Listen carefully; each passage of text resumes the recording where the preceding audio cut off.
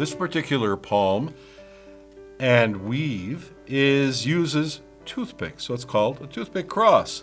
And just one simple strand of palm leaf, which for the most part ought to be more or less the same width all the way through. But as you'll see, it'll help us when it gets a little bit wider at the end. You need 2 flat toothpicks, not 2 round toothpicks, because the round ones will roll. Flat ones help keep it a little bit more firm and hold the cross together, especially before it completely dries. What do? First is you take the thin part of the palm, it's almost invisible, and wrap it around in a X form, in other words, at an angle, just to hold the 2 toothpicks together. That's all you want to do at this point. And then you can kind of bring it up so that the cross itself, or the bars of the cross, the ends of the toothpick are about the same distance from the center. Then you take the leaf itself and bring it once around and underneath one of the bars of the toothpick, and then over,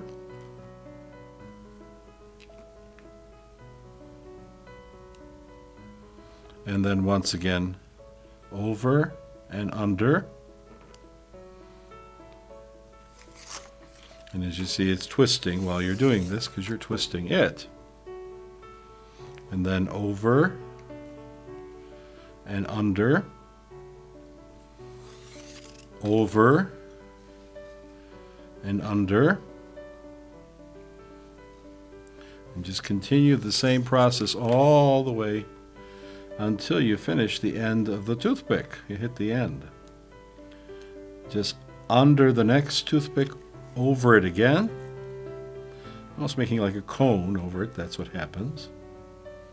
And as you'll see, what's going to be developed almost looks like an Eye of God type presentation, which is known in the Latin American countries. But this design was developed, if you want to say, by one of the ushers in the Church of Our Lady Help of Christians in Detroit, Michigan. He used to make these for his parishioners. But let's get back to just practicing here, because here is where you start seeing the design emerge. Remember, you bring it around the front and then under the back of the next toothpick, always under the back. Around the front and under the back.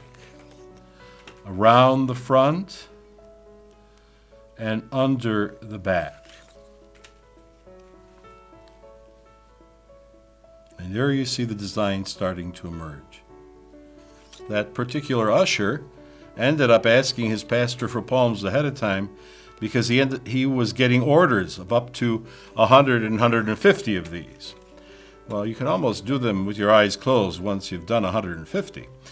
But you see here how the gradual design here is emerging, of now looking somewhat like a small star, but as you bring it around, it will have an equidistant cross design to it. Just always bringing it to the front of the next toothpick and around the back. Again, these were used by people in church, particularly on Palm Sunday, as lapel pins. It's a sign of the fact, to a certain extent, of a beautiful cross, because it has like this ongoing design in the center, but also a sign of our participation, as all this is. My practice of these weavings always lead me to some type of a meditation on the reality of what we are going to be celebrating during Holy Week. And here, the fact that the cross itself is not only an instrument of torture, but also something of beauty and glory. To finish off this particular weave, I cut it sideways on an angle, cut the leaf at an angle, And it ends really wondrously. One of the easiest and most fun way to end any weave. And you just place it directly underneath.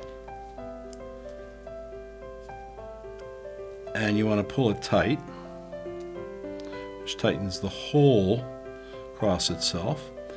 Bring it around. There is your cross.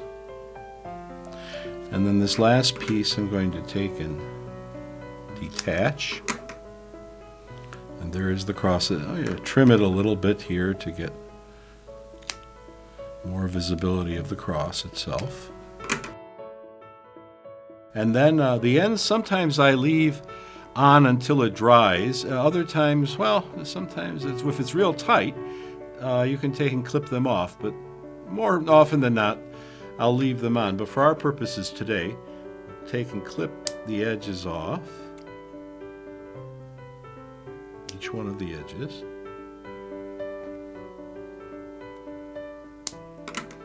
And you have your toothpick cross. It's almost a mysterious toothpick cross because you can't see the toothpick anymore. But that's another way that we celebrate and participate in the Holy Week, both ceremonies and the passage of Jesus, his cross to resurrection.